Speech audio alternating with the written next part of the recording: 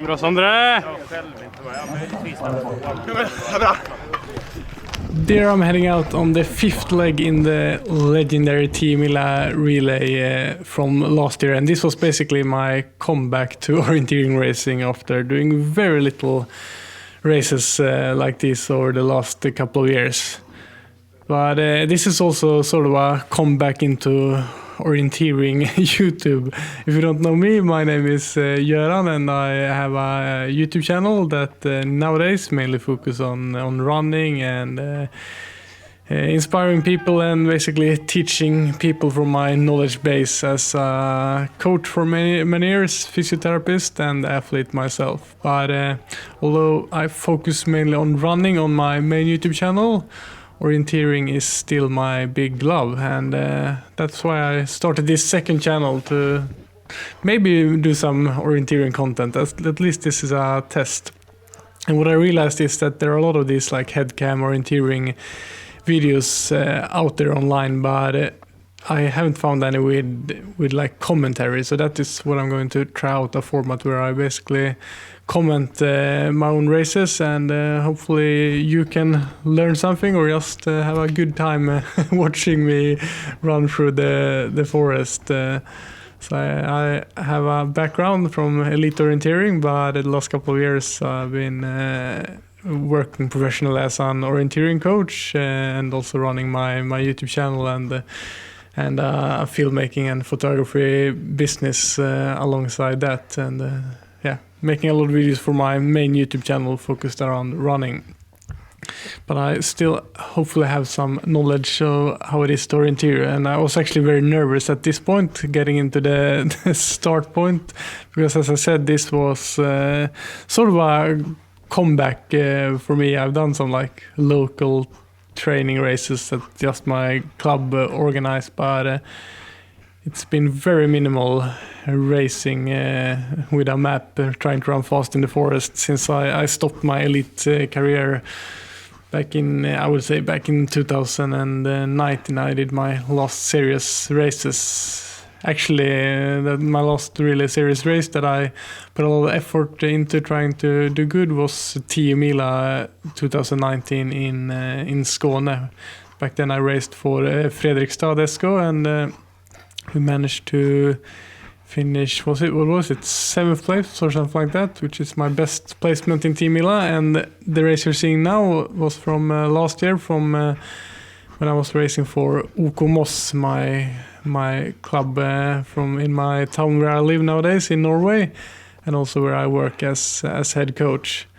And now I'm finally, or not quite yet, heading into the forest. It's been a lot of boring running in the first bit of the race here, but it's been a good chance for me to read the map a lot, get an overview over the whole course, and have a good plan towards the first control. So as I said, I'm running the fifth leg, a pretty short leg. It was 6 kilometers or something like that, and we're quite far back in the field. OK Moss is a great club with a lot of talented youngsters and juniors, but we're no senior elite club yet, at least. So we are on a quite, I think we are on place 120 or something at this point. So I'm running by myself here. Can see some headlamps in the front of me. But I put out a pretty good plan for the first leg, I think. As you can see, I'm crossing the field with the scattered trees there, and soon crossing the next trail. And my plan is that I will try to run in a pretty straight line from here on to that field.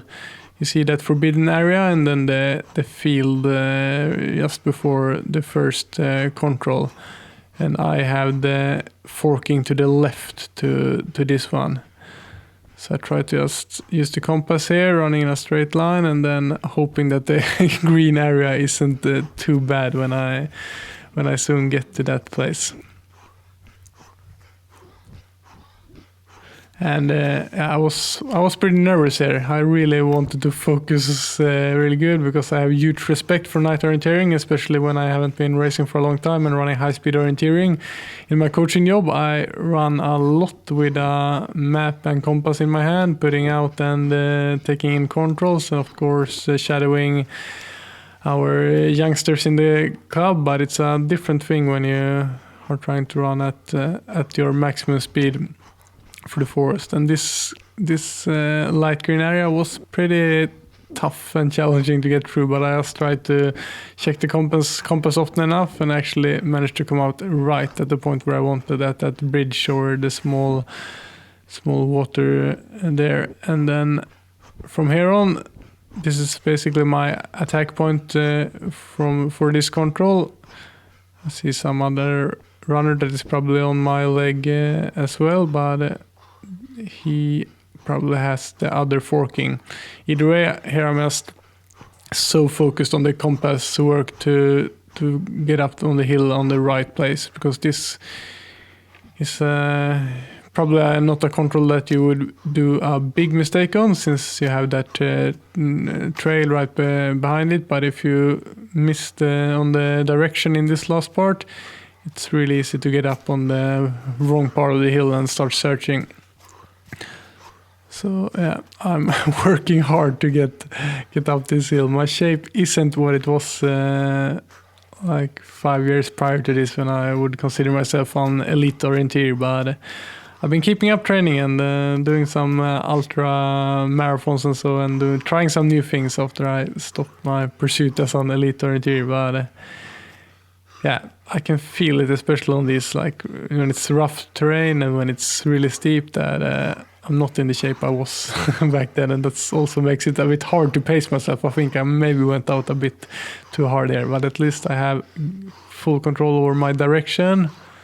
Heading up to the control here. Here I remember that I was pretty sure that I was hitting the hill on the right spot and was just going to run towards the top. But I thought once I got up here, just a little bit further, I thought I was going to see the control. But so that's why you see me looking left and right and being a bit stressed. But there I finally see it. So I would consider that a good start, even though it was some hesitations there. So that's always so nice, especially on these relays when, although my team isn't a team running for the winning positions, it's always a bit of a pressure when you start out on a night leg in one of these big relays to get that first control in a good way and have a good start to your race. It's so important. So I always recommend, if it's necessary, take your time, slow down when you need to, especially on these early controls, to get a feel for the terrain and really get into it in a good way. And here to the second control, I just used the trail the first little bit here.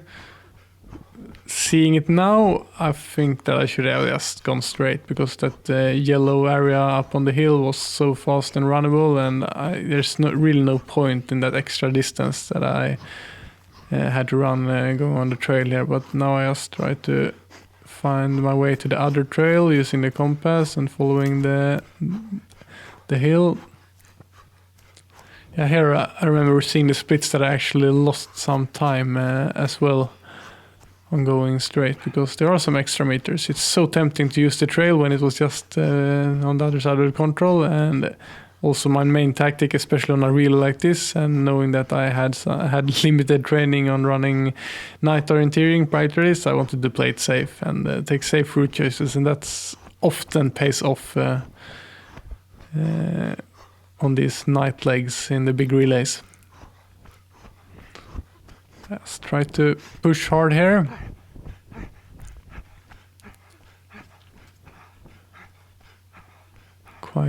Quite muddy. And I remember also running here that yeah, it was quite muddy, that I just wanted to get into the forest, because that was actually faster in the forest than on that muddy trail. And this second control is a bit of a scary one, I would say. Maybe I have the forking, the first one you see of those 2 second controls, and This is a bit scary because it's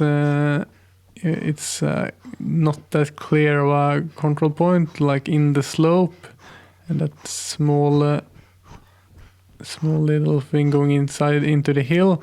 And what I wanted to do here is basically hit the cliff that you see I'm aiming for now. And you can see I'm doing a good work with my compass, running in a straight line, and there I see the cliff. And that's my attack point. And from there I know that, okay, now I've done the tricky part, because it's not that far from the control, but since the control is located in a quite difficult spot, not that clear, here I actually do a bit of a mistake, not being careful enough with my compass. You will soon see me turn my head a lot, and I try to look for that yellow hill to my left, but I really can't really see that. And then I start following this small trail that isn't a trail on the map, and lose direction a bit. So I still haven't found the control, but I realized looking at my compass that I must be a bit further down in the slope, and managed to correct that. So a small mistake, some hesitations. I wasn't clear enough with my compass going from my attack point. It would have been much better to go a little bit further up on the hill from the cliff to hit that yellow area right before the control. That would have made it safer and faster, I think. But I got the control in an okay way, and at this point I'm happy to have had a good start. And the third control, it's a bit of a route choice, short leg, but a bit of a route choice. And I hesitated a lot, but then I thought, okay, I know that it's so easy to do an okay time on this leg if I just use the trail. The only thing I gotta do is just have a decent direction to the trail, and then it's basically a job done for this control. But also here, I think I was maybe I had a bit too much respect for the train. But on the other hand, it's good to play it safe. But I think it's a bit faster if you can just run a bit around the hill in the middle of the leg, and run a little bit left to that. Because it's not a difficult control, because you have the hill, and you have that yellow area, and then you have the nice hill, and even a big stone on that hill as a nice attack point coming from the left. So if I would have run again, I would probably have done that. But it was also nice just getting out on this trail, don't having to think about anything, and also this give me an opportunity to look a bit further ahead on the legs coming up, and there is no real big route choice legs the next couple of controls. So it will be a lot about just direction and getting all the features and keeping up the concentration. And when running on a trail like this, it's of course so important to know exactly where you leave the trail, and also remind yourself that you should have 100% focus.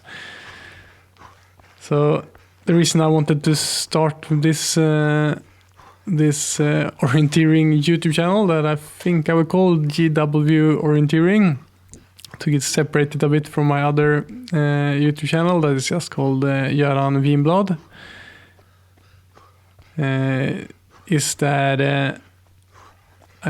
there's a lot of runners. Sorry, I lost a bit of focus. I think those were probably runners further ahead on the leg that you see our course cross there. Yeah, what was I saying? The reason I wanted to start reacting to this is that it will actually, when I record this, it's like 4 days until this year's Team Ila. So I'm getting to run some orienteering again. And since this race last year, I have only ran one more orienteering competition last year. So I'm really excited to get back to it. And this last couple of years, first we can see me hitting the third control here. Yeah, doing a good job with the direction again, being really sure that it should be behind that hill, and there I got it. That's nice. Yeah, what was I rambling on about? yeah, that it's Team Eli again this year, and I thought this was a good sort of preparation for myself as well to go through a full race that I did last year and analyze what I did good and what I can do better this year. So this is a pure compass leg to the fourth control. I knew exactly where I was when I left that yellow open area hill, and now I'm just going for that small brown dotted hill there, and I think I can see it there. I don't know if it shows up that good on camera, but I think I get it there. And then it's just all about checking the compass as often as possible, especially on the night. But this is what I try to teach the youngster that I coach, that orienteering becomes so much easier if you just become good at running on a straight direction and checking your compass a lot. So basically I'm checking the compass probably every 5 seconds here. And here I know that I basically will get the control because I get that small hill, and then I can just follow the height contour leading into the fourth control. So a really good start to the race. And this race was I sort of had a personal goal for myself to finish top 30 on my leg, which I thought would be a good result for me coming back to orienteering running. And right here I was like on 28th place, so far on the leg I had performed at the level that I had hoped to and was doing a good job. Fifth control, this is typical middle distance orienteering in this Scandinavian terrain. If there's no real obstacle, it's just straight, staying close to that red line as possible. And here I'm starting to feel confident. I've gotten a good start, and that makes it so much easier to believe in what you're doing. But I'm still have a huge respect for the last part of the course. I'm doing a good job at compass, still checking it a lot, and there in the distance I can see some runners at my control. It makes it easier for me to hit it perfectly. And there we have it. And this funnel, I actually see that I managed to catch up with some runners. I think I caught quite many runners, but I didn't see that many. It's nice to be able to pass some people, knowing that I put my team in a better position. And this leg is also a bit of a scary leg. Maybe not super difficult, but I remember seeing this leg actually on the big screen, right on the GPS tracking on the big screen at the arena right before I was heading out on my leg. And so I actually had made a sort of a plan for it before my race, but I also remember that this looks a bit scary in the night. The control is once again looks a bit hidden away in that rear entrant, but here I just used those cliffs and those yellow contours, and here I'm 100% sure of where I am. So my plan from here is just running in a direction, making sure that I hit somewhere on that long, small cliff, because then I can use that as my attack point leading into the control. So I just make sure that I hit it somewhere in the middle of it, using my compass a lot.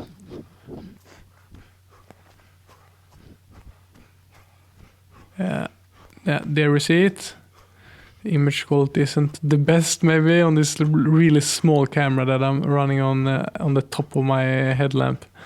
But there I hit it, and then I follow the trail a bit, and there when I see the cliff ends, I use that as my attack point, and I'm really, really careful with the direction heading into this one. I really don't want to miss this, because this is, as I see it, maybe the crux of the whole course. This is where you could do a big mistake.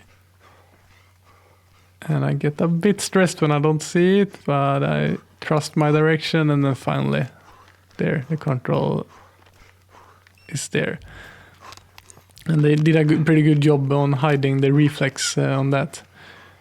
And I'm not sure, it was a couple of years since I ran the Jukkola relay, but I think they have removed the reflexes from there. Comment below if I'm right, and I think that's a good thing, because like with the headlamps we have nowadays, that is so good, and the maps that is so good, there's no really point with the reflex. I think it destroys some legs when you like this one, for example. I think this one was hidden on the backside, but if this reflex on the 7th control would have been visible, it could be like, this is a very tricky control where you have to focus all the way, but if the reflex is a bit too visible, the whole leg could be destroyed by being so easy if you see it like halfway through the leg. So at least I vote for no more reflexes in night orienteering. There is someone doing a mistake. Maybe that one is trying to find the control I just came from and have lost the direction. And here I chose to run around the cliffs in the beginning, and that left me a bit to the right side of the red line. And I just tried to stick there, trying to read off the contours and the heights and the hills. And there I to the right to me, I saw that big yellow hill, and used that as an attack point to just run pretty fast into the control.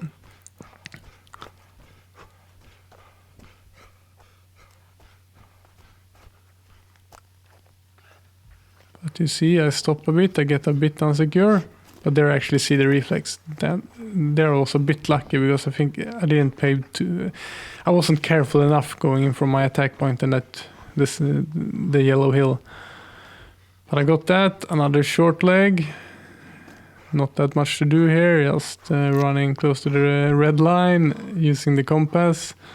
And not the most interesting leg, but I actually really like these sort of short legs where you know that, okay, if I just can hit a perfect direction and I keep a high speed, I can get to this control really soon. This sort of middle distance orienteering that I really enjoy, and the terrain here was just wonderful. It was so much fun being back running. That's the thing when I haven't been doing orienteering the last couple of years.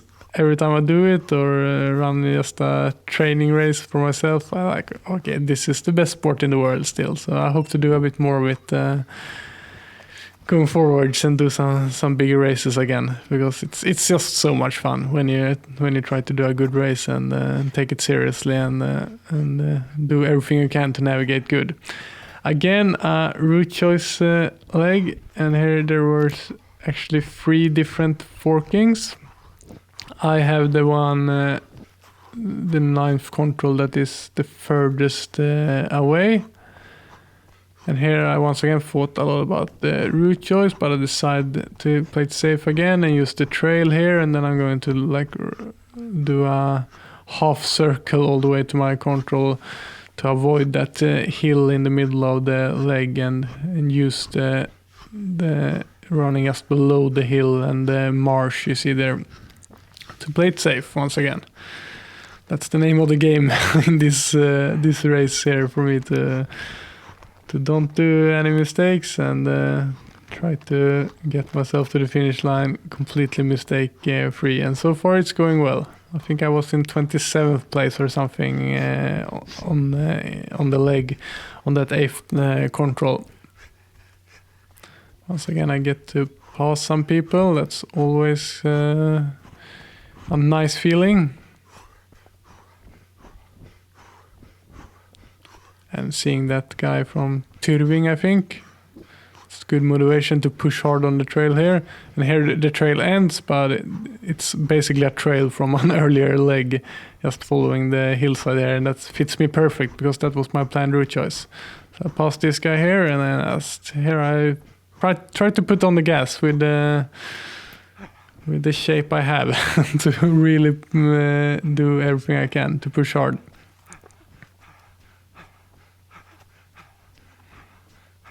And the plan is just to continue follow the contour here, and then run around that next marsh in the re-entrant. You see further on the leg. And then I have some nice big like cliff formations going into the leg. So I feel quite confident, but still you see I'm quite far from my red line, which is the one to the most to the left, as you see here. So it's not the shortest route choice, but I think I would do this again because up to this point here, it's basically been no orienteering. It's been so easy, and it gets me to a good point to attack the leg. But maybe you could do it a bit faster if you take the left route choice here. But and it's not difficult there either.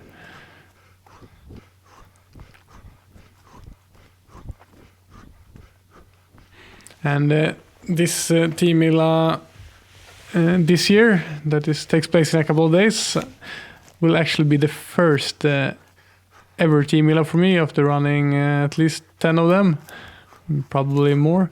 Where I will not be running a night leg. Like that's always been my thing. That since I have been one of my big strengths has been the technical aspects of orienteering.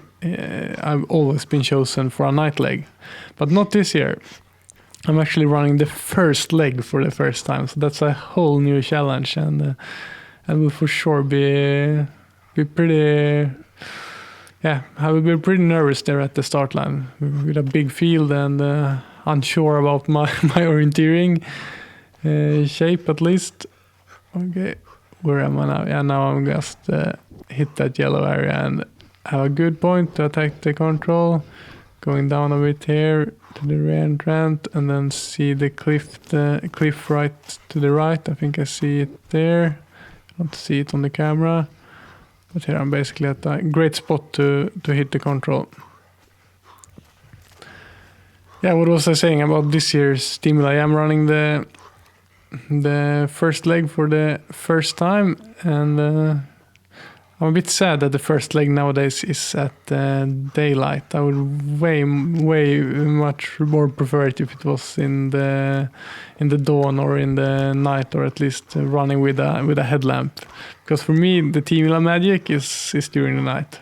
Although I haven't tried running in daylight on Teamila, but I love night orienteering and the challenge that it offers. But I'm also looking forward to trying to give my club Bukomos a good start in this year's Teamila.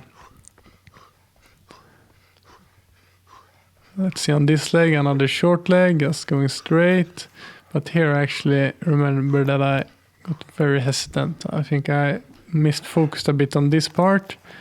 So I keep running on the direction, but I was a bit unsure if I was going to be close to the control or I had some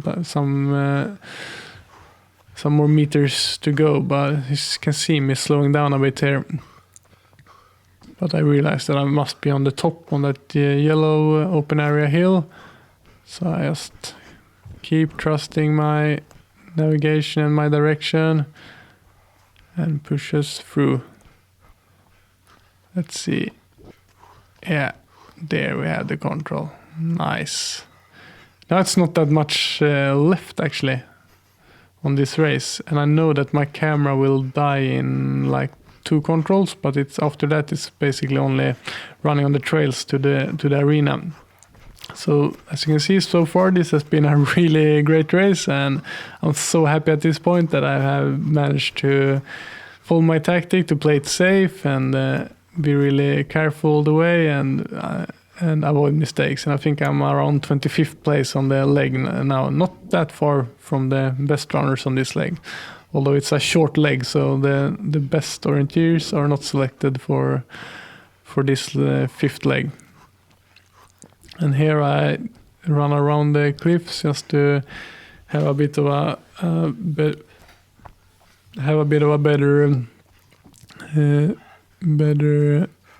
faster exit out of the control to not get stuck on those cliffs right out of the 10th control.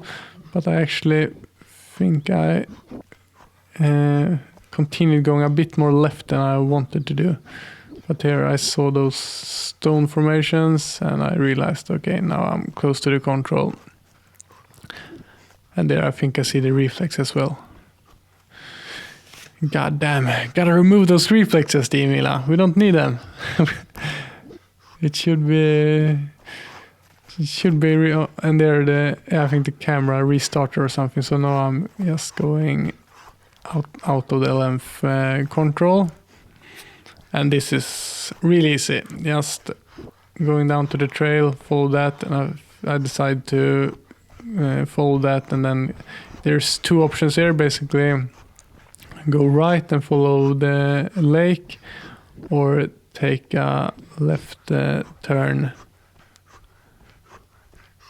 right as we come to this point. And I decided to take a left turn and basically make it really easy for myself to just go up to the big trail and then attack the control from where the trails cross each other. And that's, yeah, this is a really easy control, but especially now I'm coming into the end of this leg for me, and I'm pretty tired. Although it's been a short leg. Oh, here I get stuck actually. Need to climb over that tree. Yeah, managed to climb over it at least. I was pretty slow. Probably pretty tired, and had pretty high lactate at this point of the race. But yeah, I was talking about this year's Team Eli. I'm running the first leg, and it will be a really cool challenge. But the hard thing for me this year will be that we managed to DNF last year from this race you're watching now. Luckily, I didn't DNF. I managed to take all my controls, but our last leg runners missed to punch one of the control. And us DNFing last year will mean that I will start at the very back of the starting field. So I have a lot of people to pass if I want to finish in a good position in the first leg. But I try to see it as a challenge, and watching this was a good reminder that it's a lot about doing a good relay leg. It's all about playing it safe and pushing hard when you're sure, and that's my tactic leading into this Team Ila as well. Leave a comment down below if you're running Team Ila this weekend, and if you somehow found this video on this completely newly started YouTube channel, and also if you want to see more videos like this where I basically do a voiceover commentary over my races, and I will try to do some more races and some training races and so on from the really nice terrain we have here in Moss, Norway, where I live, and do some commentary over it to hopefully, as I said, maybe you can learn something, or we just have a nice time together seeing this. And I think these kind of videos would be perfect to watch when you're doing some boring alternative training, like being on the stationary bike or the elliptical or something like that. Yeah, there the camera died. I just had this really small action camera mounted on the top of my headlamp to not have too much weight on my head, and yeah, the battery life on that one is not the best, but I'm bringing a camera with better battery life on this year's Team Ila, so I try to record something from there. And I think I will do a video on the main channel that will be more edited, not just a voiceover and the course, and then maybe upload, if you want to see it, maybe upload the full headcam analysis with my commentary to this channel from this year's Team Ila. So you can see I run around to the 13th control, playing it safe again, and then to the 14th. It's just, it's not that much more orienteering left from this point on. But I was really happy with my performance last year, coming into this with so little specific night orienteering, but I had huge respect for the thing that is running a night leg in Team Ila, and I managed to finish on 25th place on my leg. But sadly, as I said, our team DNF'd after a mispunch. So we're coming back for revenge this year, and hope to see some of you on Team Ila, and that you are as psyched as me are to run Team Ila. After watching this, at least it was really fun making some orienteering content again. We'll see how I managed to keep this channel alive, but the plan is to, whenever I do a race, have my headcam on and then have a chat with you afterwards about the race. So subscribe if you want to see more of that.